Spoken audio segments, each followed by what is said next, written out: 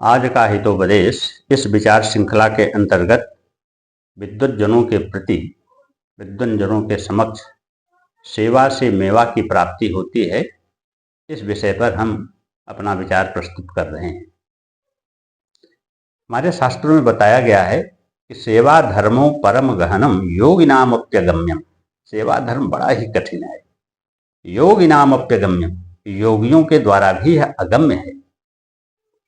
इसलिए सेवा का कर्म बहुत ही सावधानी पूर्वक होना चाहिए।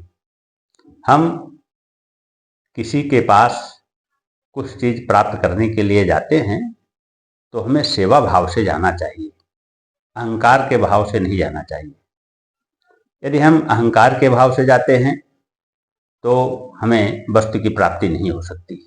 यदि हम सेवा के भाव से जाते हैं तो पूर्ण रूप से उसकी प्राप्ति होती है।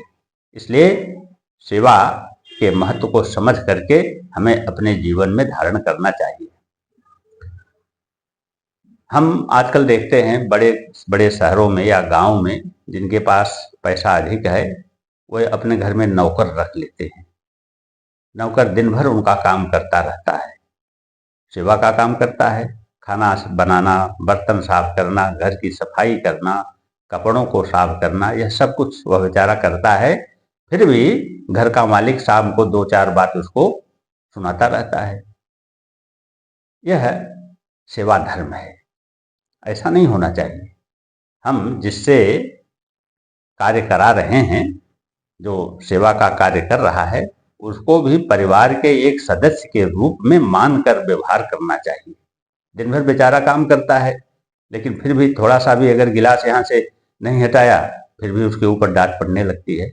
ऐसा नहीं होना चाहिए। हमें सेवा का सत्कार करना चाहिए।